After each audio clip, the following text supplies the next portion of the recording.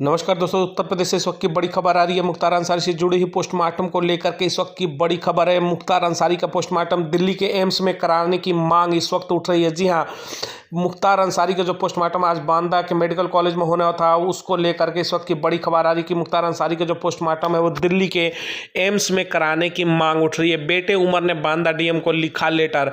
शाम को आपको बता दें कि आज शाम को गाजीपुर में सुपुर्दे खाक करने की पूरी तैयारी कर ली गई है। इस वक्त उनकी तमाम जो तैयारियां हैं गाजीपुर में पूरी हो चुकी है। बस इंतजार है उनके शव को लेकर के। उनके पैतृक आवास जो गाजीपुर का है मुहंदाबाद विधानसभा, वहां पर पहुंचने की। हालांकि उसको पहले लेकर जिस तरीके से बड़ी खबर आ रही है इस वक्त, उनके जिस तरीके से आज उनका पोस्टमार्टम होना था उसको लेकर के बड़ी खबर है कि बेटे उमर ने बांदा डीएम को लेटर लिखा है और उन्होंने कहा कि दिल्ली एम्स में उनकी जो है पोस्टमार्टम कराई जाए।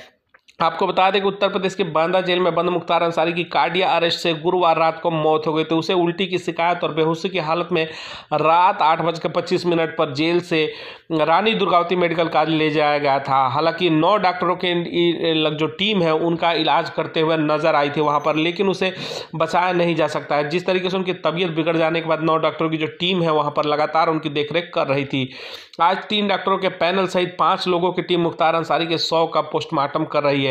उसका शव परिजनों को सौंपा जाएगा। इसके बाद सड़क के रास्ते मुख्तार को पुश्तैनी घर गाजीपुर लाया जाएगा। यहाँ कालीबाग कब्रिस्तान में उसे सुपुर्दे खाक किया जाएगा। यहाँ तैयारियां भी शुरू हो चुकी है। लेकिन इसी बीच में जो बड़ी खबर है उनके छोटे बेटे को लेकर के, बेटे उमर ने बांदा डीएम को लेटर लिखा और उसमें जो पोस्टमार्टम की प्रक्रिया है उसको दिल्ली एम्स में कराए जाने की मांग की है। इसी बीच मुख्तार अंसारी के बेटे उमर ने बांदा डीएम को भी जिस तरीके से पत्र लिखा है उसमें कहा कि मुख्तार अंसारी का जो है दिल्ली एम्स में पोस्टमार्टम कराया जाए। उसका कहना है कि उनके परिवार को बांदा की जो चिकित्सीय व्यवस्था है उस पर भरोसा नहीं है।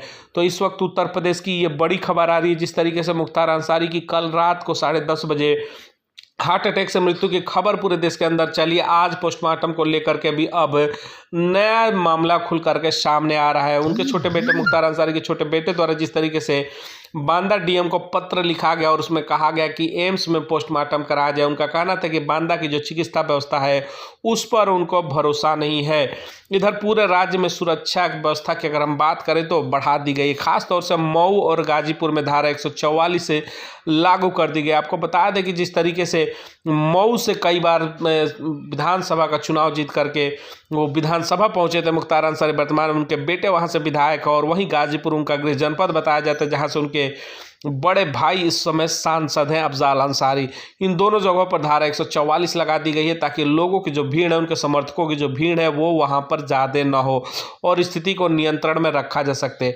बांदा में भी सुरक्षा के विशेष इंतजाम किए गए। जी हाँ, आपको बता दें कि बांदा मेडिकल कॉलेज के बाहर भी कल रात से जिस तरीके से वहां पर अतिरिक्त पुलिस बल की तैनाती कर दी गई है, साथ ही साथ जो उनके शव को लेकर के गृह जनपद के लिए जब पुलिस निकलेगी तो उसके लिए भी खासी सुरक्षा के इंतजाम उत्तर प्रदेश पुलिस के द्वारा किया गया है।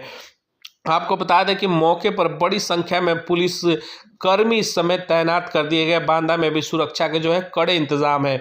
डीजीपी मुख्यालय ने भी सतर्कता बरतने के निर्देश दिए हैं। तो उत्तर प्रदेश की जो डीजीपी मुख्यालय है उनके द्वारा सतर्क रहने का भी अलर्ट पुलिस प्रशासन को दिया गया है।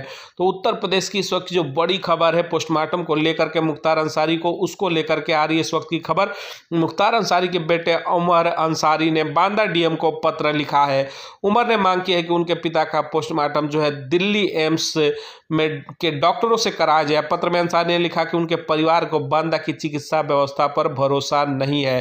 तो इस वक्त की बड़ी खबर आ रही है पोस्टमार्टम को लेकर के मुख्तार अंसारी से जुड़ी इस वक्त की बड़ी खबर। हालांकि पुलिस प्रशासन भी अलर्ट है। मुख्तार की बॉडी 26 गाड़ियों के काफिले के साथ आएगी। आपको बता दें कि सुरक्षा की जो चाक चौबंद व्यवस्था है डीजीपी मुख्यालय की तरफ से जो अलर्ट जारी किया गया है पूरे उत्तर प्रदेश में, उसमें आपको बता दें कि मुख्तार अंसारी का जो शव है फतेहपुर, प्रयागराज, वाराणसी के रास्ते गाजीपुर लाया जाएगा।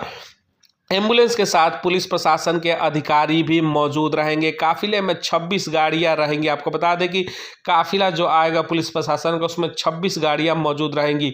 परिवार के लोगों की गाड़ियां काफिले के बीच में चलेंगी, यानी पूरे परिवार को भी सुरक्षा के साथ उनके गृह जनपद गाजीपुर मुहंदाबाद में लाने की पूरी प्रशासन के द्वारा तैयारी हो चुकी है। पोस्टमार्टम को करीब लगभग 2 घंटे भी हो चुके हैं। बाद में मुख्तार अंसारी का पोस्टमार्टम हालांकि अभी चल रहा है, लगभग 2 घंटे से ऊपर का समय बताया जा रहा है। लेकिन जो बड़ी खबर आ रही है कि जिस तरीके से बांदा की प्रशासनिक व्यवस्था और वहाँ के हॉस्पिटल व्यवस्था पर सवाल उठाते हुए मुख्तार अंसारी के छोटे बेटे को इस समय देखा जा रहा है।